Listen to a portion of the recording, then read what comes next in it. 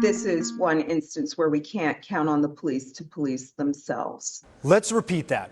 The Department of Justice does not believe Phoenix PD can police itself, and it's for a lot of reasons. I'm ABC 15 Chief Investigator Dave Biskobing, and this is the last story in our special and unprecedented series.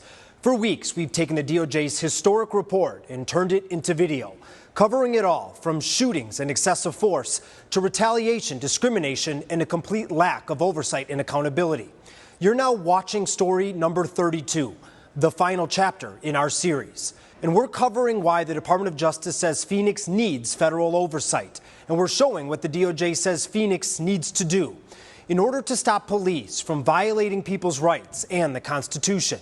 As always, you can follow along by scanning the QR code. It's linked to the DOJ's official report. This is one instance where we can't count on the police to police themselves. That was Assistant Attorney General Kristen Clark when she announced the results of the DOJ's 3-year investigation into Phoenix PD. And despite promises from the city to do better and be better, nothing has changed the DOJ's mind. While the city has undertaken some preliminary steps, our findings today reveal very significant and severe violations of federal law and the Constitution. Here's what the DOJ wrote in their report.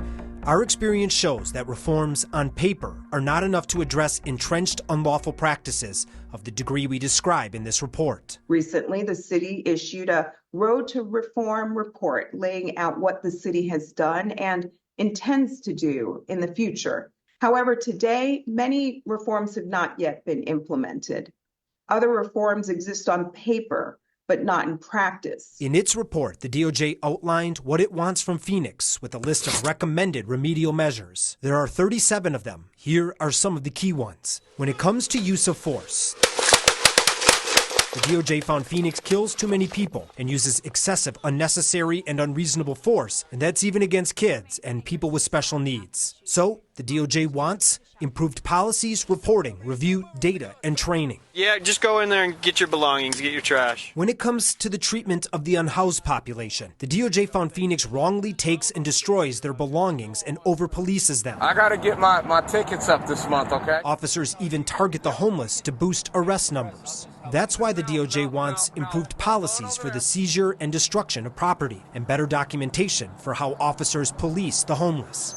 I will walk away voluntarily. I will walk away voluntarily. Are you resisting? When it comes to discrimination, the DOJ found Phoenix routinely stops, tickets, and arrests minorities at a much higher rate and found the city ignored clear and obvious issues. So the DOJ wants improved documentation and policies for Phoenix to start keeping and tracking data. When it comes to retaliation against protesters, the DOJ found officers targeted critics with excessive force and bogus arrests, charges, and investigations. Somebody help me! For that, the DOJ says Phoenix needs to improve policies, training, accountability, and permitting. My head's burning! When it comes to behavioral health response, Okay, so come on. Come on.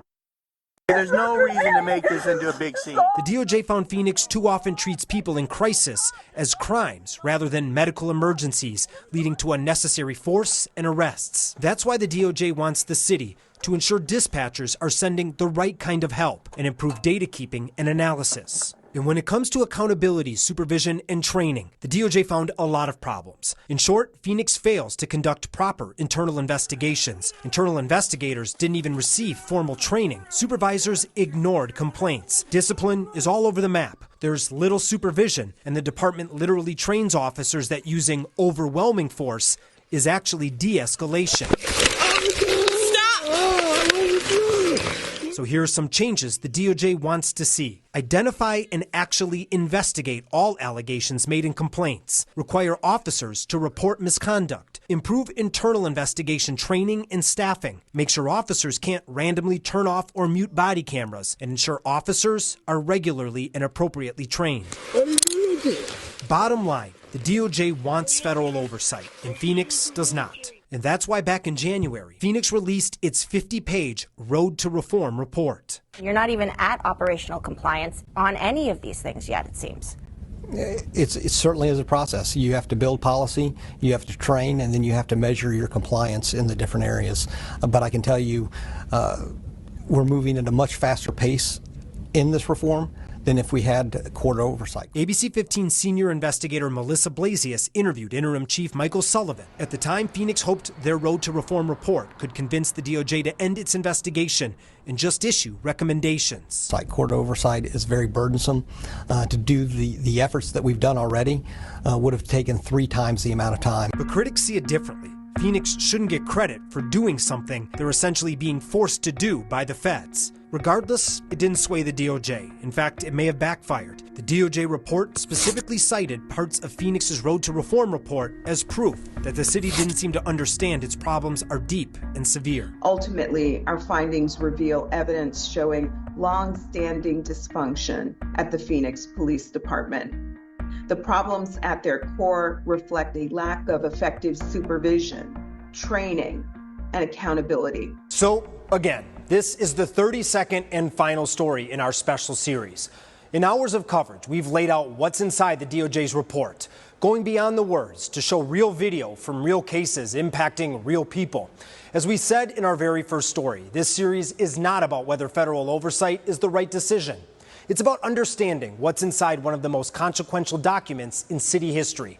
That's why we have it all. The DOJ report, every story in our series, our past reporting that sparked the DOJ investigation, and our ongoing coverage. It's all at abc15.com/DOJ. I'm investigator Dave Biskobing, ABC 15, Arizona.